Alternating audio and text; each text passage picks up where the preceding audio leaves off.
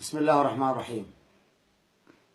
إلى هذه رسالة مني أنا الشيخ ياسر الديري أحد شيوخ العراق إلى كل الشعب السعودي بدون استثناء.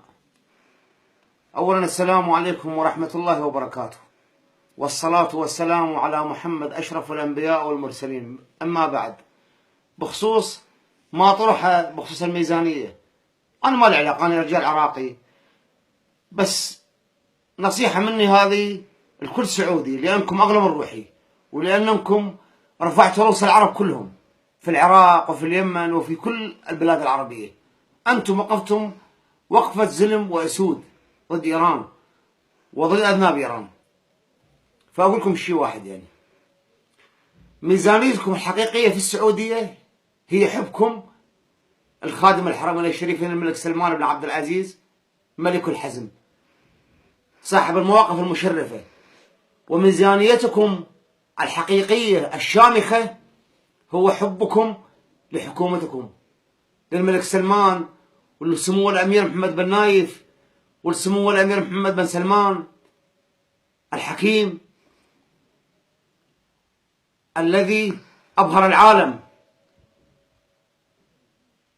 والسعودية لأنها وقفت شامخة أمام إيران وتحديات إيران وأمام الحوثيين أذناب إيران في اليمن، وأصبحت عز للعروبة ولكل عربي.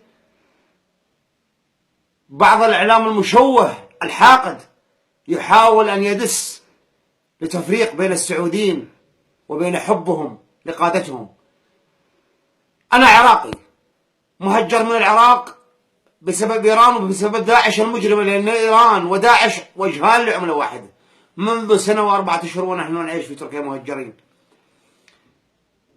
في حسرة، في قهر، تحت البرد نحن وأطفالنا وعوائلنا.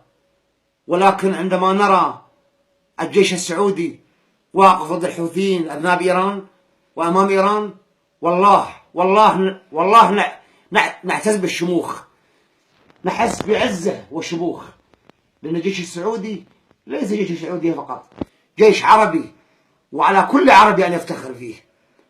الجيش السعودي يبذل الدماء الزكية تجاه في الدفاع عن العروبة وعن شرف الأمة العربية.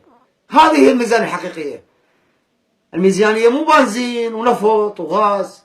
نحن في العراق الغاز ملايين حرقونا بالبنزين، حرقونا أذناب إيران، حرقوا السنة فيه. نحن عراقيين ونحب الشعب السعودي وندعمه وندعم حكومته بالقلب وباللسان. أنا أكتب قصائد ليل نهار في حب الملك سلمان، محمد بن نايف، محمد بن سلمان وجنود الحزم، ليس مجاملة ولا لأجل شيء. والله أنا من سنة و4 أشهر في تركيا لم أستلم ريال من أي بشر في العالم من السعودية، ولكن حبي لهم واعتزازي بالعروبة الشامخة بقيادة الحزم وآل سعود